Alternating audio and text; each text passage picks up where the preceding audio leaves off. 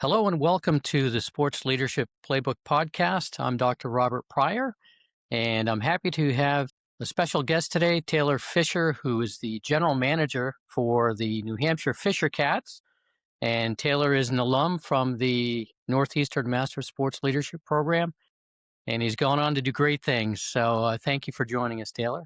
Thanks for having me, Dr. Pryor. I'm born and raised in Merrimack, Massachusetts, so 30 minutes or so north of Boston. I went to Bentley University for my undergrad, got my degree in corporate finance and accounting there. And Bentley's obviously a great business school, but really good at churning out accountants and people who want to work on Wall Street. And I just knew I didn't want to do that. My goal since probably middle school that I've said is I want to run the Red Sox one day. So one of my professors at Bentley my senior year was like, what do you want to do? And I said, I want to work in sports. I want to run the Red Sox, but I don't really know how to do that. Because when I was at Bentley, there was one sports class, it was sports law. And there just wasn't a lot of access on that side of things at that time. So he actually told me about Northeastern Sports Leadership Program, and he told me that I should apply there. And I did, and I got in. And I always say that like Bentley was really good at molding me professionally, but then Northeastern, the Sports Leadership Program is what I was truly passionate about. So I just soaked it all up. Once I started the program, like it just felt natural and easy because it was what I was passionate about. And then during the course of that program, you introduced me to one of my classmates, and she was Ashley was the assistant general manager of the North Shore Navigators in Lynn, Massachusetts, and needed to have a sports internship for the program. And she actually hired me as a game day intern, and so that was for the 2013 season. I'll never forget my first day working baseball because it just so happened to be, or was supposed to be, the day of the marathon bombing, actually. And so that was first day, so I'll never forget that. And then just fast forward, now I'm 14 years in, but I was a game day intern with North Shore. So I did everything. I sold tickets 50/50, did on-field promotions, hopped on the mic a couple times, sold concessions, all that. And it really gave me a crash course in everything. But I want to maximize that time because it was a 3-month internship. I had a full-time job at the time outside of baseball. But I knew immediately, like on opening day with the Navs, I knew that I wanted to work in baseball for the rest of my life. I went home and told my parents, I was like, I'm going to work in baseball the rest of my life. And they were like, whoa, pump the brakes. It's been one game. And I was like, no, I promise you. Like it was such a rush. It was so exciting. Opening day just always super special. But then the internship ended, went back to my full-time job. But then the general manager, Bill Terlecki, he reached out to me after the season and said, hey, I would love, I know you all work in sports. I would love to have you swing by the stadium and let me just see what I can do to help. So I swung by the stadium. He worked in baseball for almost, I believe, 40 years. He passed away from cancer a handful of years ago, but just one of the really good guys in baseball. And swung by the stadium just one night after work, and he said, I had no intention of the conversation going this direction, but the GM position just opened with the Old Orchard Beach Raging Tide. And I was like, I was not computing why that was important in the scope of this conversation. And I was like, okay. And I was like, what does that have to do with me? And he's like, I think you could be the GM of the team. And I was like, why? I was a game day intern. I did all the grunt work, but like I was just a game day intern. And he was like, well, GM typically in summer ball, GMs are young. They're typically one of very few employees. So you just have to have great work ethic, want to work in baseball and do a great job. And he's like, if you want to pursue it, I will refer you for that job and be a reference. And I'll call the owners. I know the owners. I'll call them personally and put in a good word for you. I got the job. It was awesome. I learned a lot that season. It was an immense amount of work. I was the only employee, so I tell everyone that the reason why my title was GM is because they couldn't give me any other title. And so, yeah, that was 2 years in summer ball. And then I got to Frederick, Maryland, sold corporate partnerships for 2 seasons. And then I moved down to Nashville. Essentially, as an account executive, I sold corporate partnerships and tickets. I was down there for 8 years. I ended my time there as VP of ticket sales and service with the Nashville Sounds, the Brewers AAA affiliate. And then a year and a half ago, I got hired to be the GM here back in New Hampshire with the Fisher Cats, no relation to my name. Um, and we're a year and a half in, and it's an immense amount of work, but it's awesome. It's nice when you have that aha moment and you say, "This is what I Yeah. want to do," right? Yeah. And I think anybody that works in sports has that, right? They don't always know um, coming in.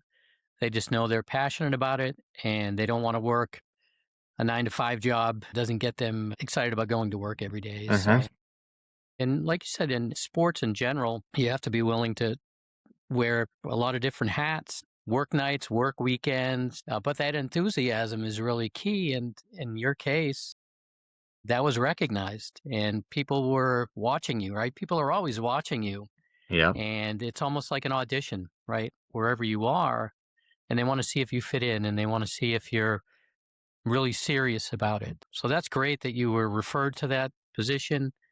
And that led to the next thing, right? At each one of those opportunities you excel in, that leads to future opportunities. So that's a great path. You've worked in the collegiate, the Futures League. You've worked at AAA. Now you're in that GM position at the AA level. You've got your goals in mind, and you never know where you may end up, but you've got a great track record, and that's amazing. And it's always nice to hear from you. You're willing to talk to students or give back, or you've Absolutely. hired some of our students as interns or into full-time positions. So it's nice to have that network, and networking really is the key when it comes to working in sports.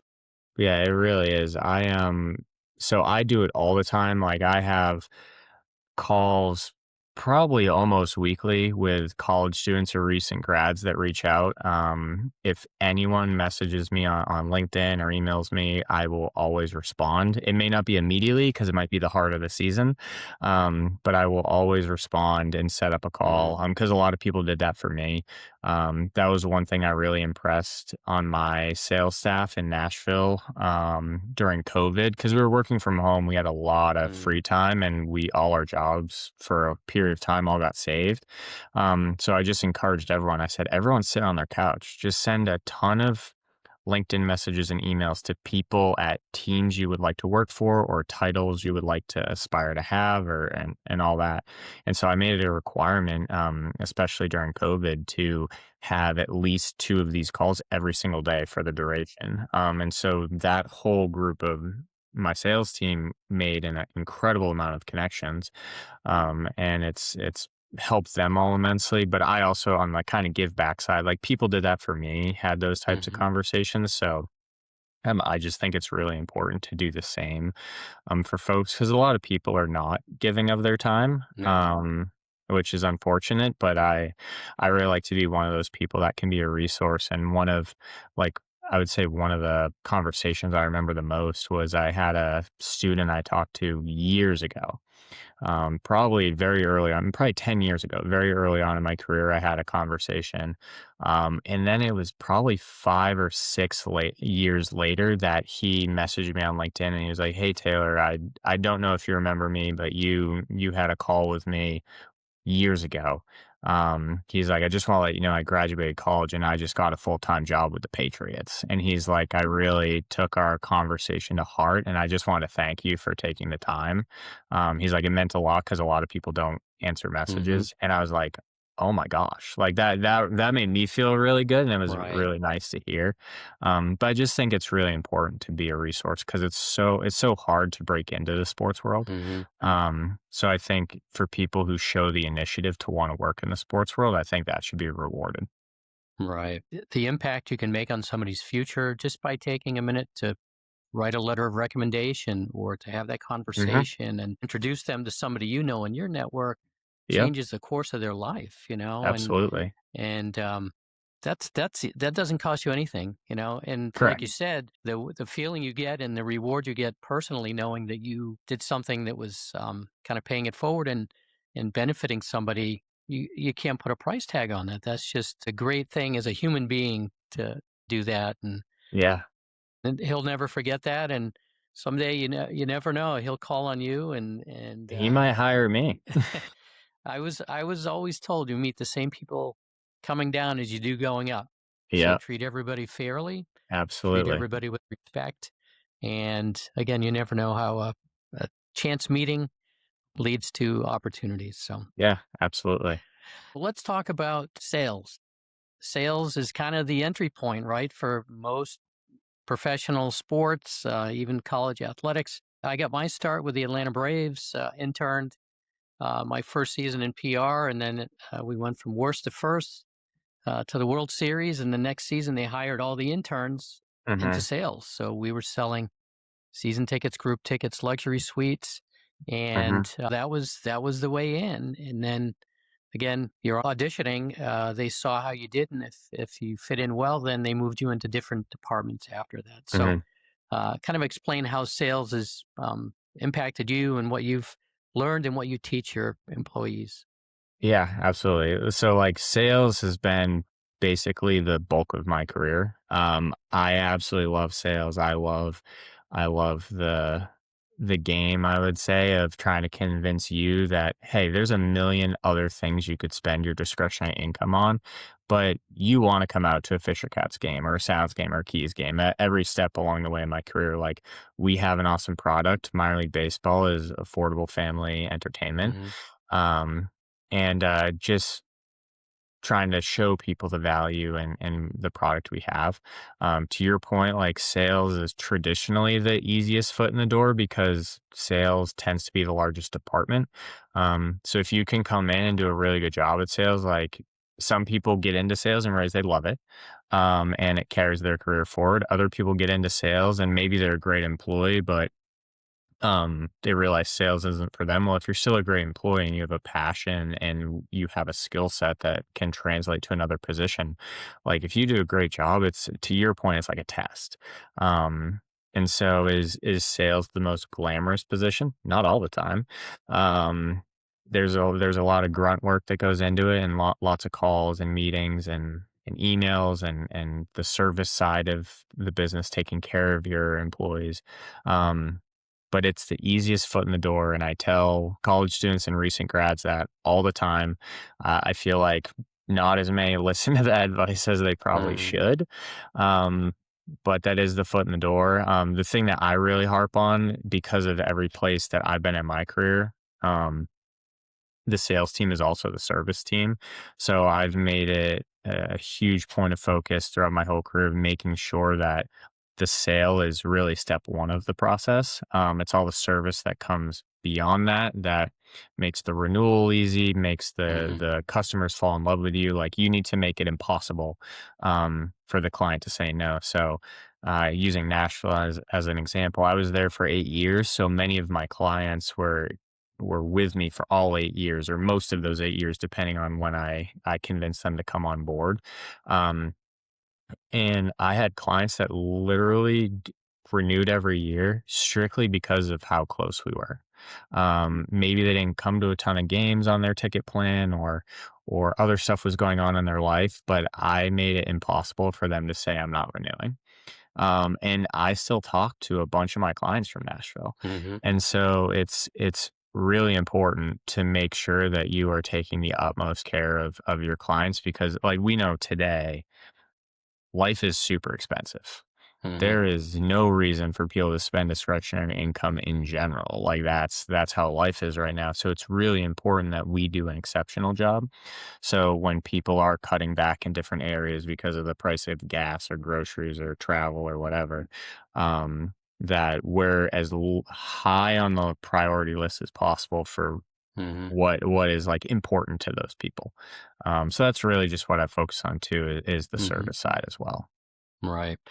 And see, if they're purchasing a ticket for one game, you want that experience to be the best time they've ever had. And Yep. They may not remember who the players on the field were, but they'll remember that they got to meet the mascot and they were able to run the bases after the game, Absolutely. and that the food was great, and it just all of that. And then from a family perspective, if it's inexpensive and you're able to bring a family out there and not break the bank, that's a bonus. Yeah. Yeah. You can, on certain nights, if you go about coming to a game here a certain way, like your whole family could come here for a great night out for like maybe the cost of a parking pass at Fenway. Like that's how much more affordable we are compared to Mhm. going to one of the major clubs. But yeah, that's the beauty of minor league baseball. We have options that are much more expensive that come with different amenities and other things included and everything. Mhm. But a family of four can have a really cost effective night out at a ballpark, and Mhm. also be a great experience. Right. Right. And the other area that you focus on is group tickets. Hmm. That's especially in the summertime, right? You've got groups looking to do things, right? Camp programs or uh, boys and girls clubs or those type of things where those relationships you build with those organizations lead to annual trips to the ballpark, right? Absolutely. Yeah. So just to toot our own horn for a second. So we've season tickets is obviously the lifeblood of the organization. So, Hmm. we beat our season ticket goal by 170% this year. So we did that. We crushed that. So now to your point, now we've been selling groups since the end of last season for this year. But now that's the heavy focus.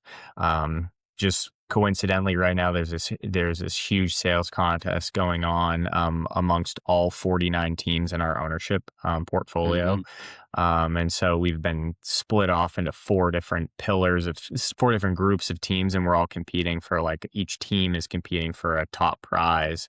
Hmm. And so there's a lot of trash talk going on amongst the GMs of who's gonna win the group sales competition. But um, that is a super important pillar, because when you sell a group of 100 people, well, now 100 people are buying food and drinks, they're buying merchandise, they're coming to the ballpark. And so a group sale has a much larger impact, Hmm. financially too. We need to make sure we have awesome group experiences, group amenities, great value, and all that. And that's Hmm. something we're really striving to focus on moving forward as well. Like, what are some new options and opportunities we can bring? Making sure the suite experience is awesome. Um, but yeah, the rest of the summer is heavy group sales. And then also, we will be already starting the renewal process for season tickets for next year in the next couple months as well. So, Hmm. um, the sales cycle of anything in minor league baseball, or probably sports in general, is probably about 15 months, because we'll start selling season tickets almost just in the probably 6 weeks for next year, Hmm. in the middle of this season. And then same for groups. Groups will start for next year, probably right at the end of the season. So it's just a constant sales cycle, for everything Yeah. we offer. Hmm. And you do different promotional nights, theme nights, to pique interest, maybe to get a group that maybe traditionally wouldn't come out to a game, but because of a giveaway. Are there some examples of some theme nights or giveaways that you utilize? Yeah, prior to this year, we were very much a very classic minor league thing is you go you skirt the rights line, for various things without going over it. So, like, instead of Mario night, it's Italian plumber appreciation night. Instead of Bluey night, it's blue healer appreciation night. A lot of teams kind of skirt those. But then also, if you go about it the right way, if you buy the rights or get the rights, it comes with so much more. And so that's one thing we really committed to this year, is making sure we had a core group of nights where we fully had the rights for, so then we could market it appropriately. So that's one thing I'm really excited about this year. We have kind of the four big nights that we have this year. Is we have Toy Story night, where the players are wearing Toy Story themed jerseys. They're super nostalgic. They are Hmm. unbelievable. So we'll have Toy Story night. If you have young kids, Blippi and Mika night is coming up in a few weeks. awesome kids show. It lives. It's on my TV 24/7 at home for my kids. Um, we have WWE night coming up where it's going to be. We introduced a new powder blue jersey this year. That's the same design as Toronto's powder blue jersey, Hmm. but this particular jersey giveaway is the powder blue jersey with a WWE championship belt around it. So Hmm. it's super cool. But those are different themes that we've truly invested in to make sure we have all the we have approval to use the appropriate marketing Hmm. materials. And that's going to take a night that's maybe at this level when you're doing like the knockoff version to a Hmm. whole different level, because we're Right. doing it the right way. Right. And you've got official, some sort of merch or something that they're going to walk away with that Yep. doesn't look like it's a knockoff. It's Yeah. the real, Yes. yeah, the real deal. Do you have any influencers or any celebrities coming in for that WWE? Not as of right now. Right now, it's purely the rights to the night and Hmm. being able to use the jersey with the championship belt around it. Hmm. But just a lot of graphics and social media that we now have Hmm. permission to use. Same for Sure. Toy Story. Like we don't have Hmm. anyone from Toy Story coming, Right. but all the graphics and videos and in-game content Hmm. now we can use that for the whole game. And then Blippi and Mika, we have Blippi and Mika actors coming, not the actors from the TV show, but Hmm. um, they are hired by the actual production company. They've been Hmm. trained and everything by the Blippi and Mika production Right. company, that Hmm. they're doing meet and greets with the kids and everything. So Sure. just very, very exciting to do it differently and level things up this year. Right.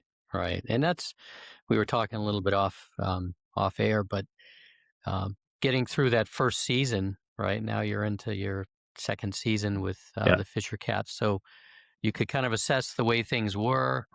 And, with the ownership group, you have a great ownership group with Diamond Baseball Holdings and Yeah. getting behind your ideas, having the budget for it, and then implementing it. And when you see over 100% increase in sales, well, then the proof is in the pudding, right? So if they're willing to invest and you're willing to come up with these great ideas, the fans come out. Yeah, it's like DBH Diamond Baseball Holdings is like I feel so much support from them. Like my whole first year, they were honest about the challenges I was walking into, and Hmm. they just told me to observe, evaluate, and kind of report back everything that I saw in the business and how we could address it this off season that just Hmm. happened. Um, and credit to them, they put a lot of money behind it. We spent over $1.1 million on physical changes and upgrades at the ballpark, Mm. just in the last like 8 months. And so that's been really, really cool to feel that support. We still have a long way to go. Our ballpark's over 20 years old, so there's stuff that is just naturally coming to end of life or break fix type stuff. Hmm. So I've just kind of been telling the story in Manchester and greater New Hampshire and everything that um, everything is it's in waves. So every year we're going to work to address different areas of the fan Hmm. experience and level things up. Right. Right. Well, it sounds like exciting times up there, and Yeah. you've always been a high energy, positive. We're going to get this done. A person, and I think it definitely trickles down and rubs off on everybody there. And um, we're proud of your success, and Thank you. you're going to keep on doing great things. So we're about ready to wrap it up. But one final thing, if you could share some advice for somebody who wants to work in sports, just your kind of elevator pitch. This is what you would recommend to help them as they try to break into the industry and to get into whatever segment it is and be successful. Yeah, I would say that really two or three things I always say is one, work ethic is extremely important. Hmm. Whenever we post any type of job, it could be an internship all the way up to a leadership position. We typically get hundreds of applications overnight. So it's really hard to parse through all these different applicants when whoever the hiring manager is also has that full-time job. So if you get that opportunity to land on the team, like there's a lot of people that also wanted that. And so really, really put all your heart and soul into it. That's why I always tell people to reach out, set up those 15 to 20-minute phone calls, message people on LinkedIn, because that's how you're going to separate yourself from the pack. It is almost guaranteed that if you apply for a role and then email me, that's one more step than anyone else is doing. So that almost guarantees an interview, at least with me. Being a great teammate is super important. Like you said, you got to wear many hats in minor league baseball and in a lot of sports in general. The more you can excel and chip in and be a good teammate, that will separate you from other people who may be competing for growth opportunities.